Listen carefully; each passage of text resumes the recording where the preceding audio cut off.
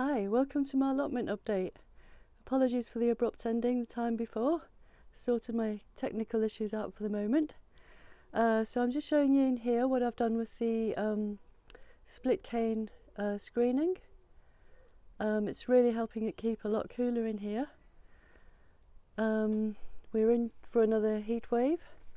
So I've come down fairly early. It's not early now, but I came down early to water and to fill my water butts up.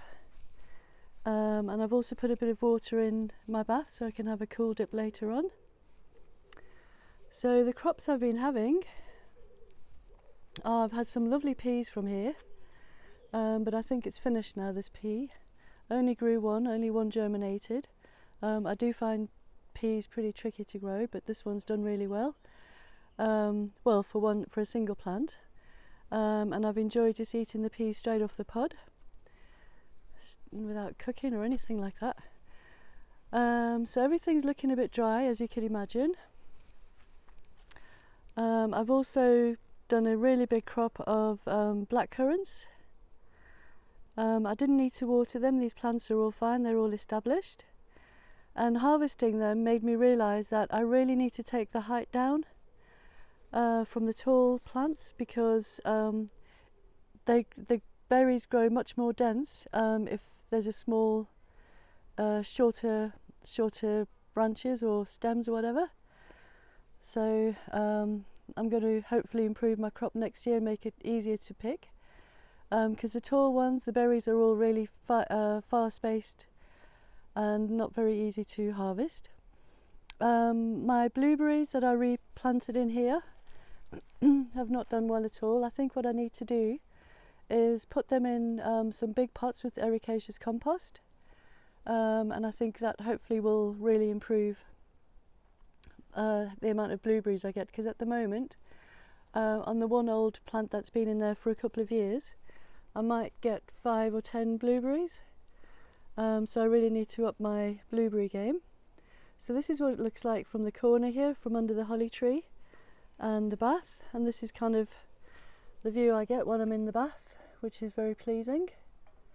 And it's really lovely to have a proper cool, to really cool your core temperature down. The water isn't too cold. I do let it just sit in there all day with a net over, so by the time it comes to later in the day, the water is not going to make me feel too cold and sort of not want to get in it, because I'm not a cold water person. So the pond is still being plagued by a bit of this algae, this horrible green algae, which I scoop out in big clumps, big heavy clumps every now and again.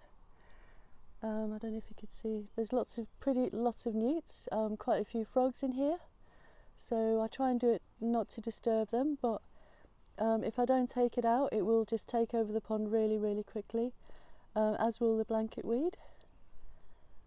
So I'm doing my best to clear it, and the company I've bought the pond plants from, I've got in touch with them to ask them to just try and help me figure out why there's still so much algae growing in the bottom in big clumps. I'm thinking it might be the old roots from the marsh marigold, but I'm not sure.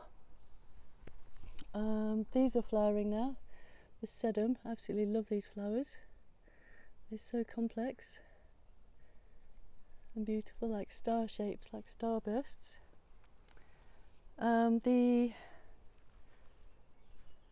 What's this? Meadowsweet is flowering, and it's attracting lots and lots of pollinators. They absolutely love it. Lavender's just started to flower. Again, lots of pollinators on there. Fruit trees, I've been trying to remember to water the new fruit trees that I put in the autumn, because that's really important to keep plants that you've just recently put in. It's important to keep them well watered. I suppose that's pretty obvious. This evening primrose has been beautifully flowering, but I think it's quite dry for it, and I've not really been watering my borders, except the herbs and things that are there to eat, and they're all doing pretty well because most of it is perennial. The snapdragon is suffering a bit from the heat, so I have been trying to keep them watered when I do watering. So if I do watering, it'll just be sort of mainly just looking at what plants really need it. I know that yarrow copes well with the heat and dryness. I know that quite a few plants do, so you know there's no need to water them, but there are quite a few English cottage garden plants that really don't like the heat and the humidity, and in particular this Astrantia really seems to struggle. That peony behind there is struggling as well. I'm thinking that the rose, which I trimmed back, is probably taking an awful lot of water from that bit there because it's so big. I managed to do my hedges the other day. It's a really good thing. I find it helpful to do difficult things if I'm trying to cope with difficult feelings, and I felt a whole lot better after doing my hedges. I can tell you it wasn't easy, as you all know, but it was satisfying to do something like that, to really engage my whole mind and body. So all the clippings I've managed to put in my dead hedges along at the bottoms of the hedges, and that works really well. And I've got a big long one on the outside of my plot, which works really well as well for all the cuttings. The holly berries are still green. Let me show you, let me go back around this way. I will show you what's happening in the polytunnel, because that's pretty exciting. So I found a water butt by my flats. Somebody left it on the walkway just randomly, and I put it outside my door and they didn't take it back, so I brought it down to the allotment. So the chilli plant's doing really well, lots and lots of chilies on there, keeping that well watered. Cape gooseberries are doing really well.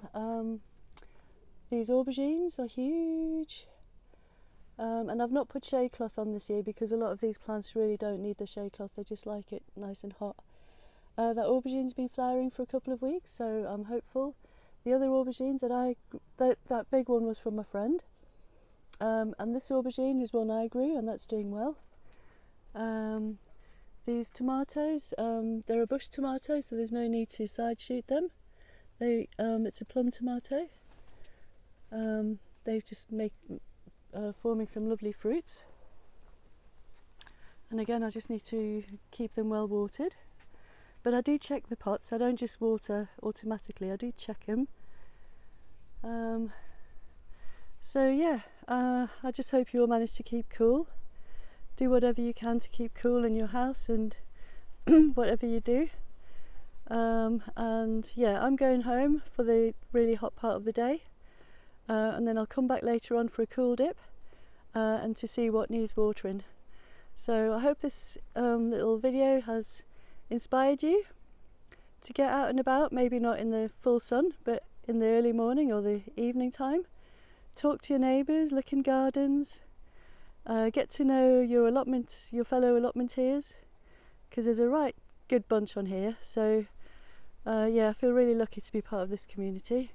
So thank you so much for watching. Ta-ra!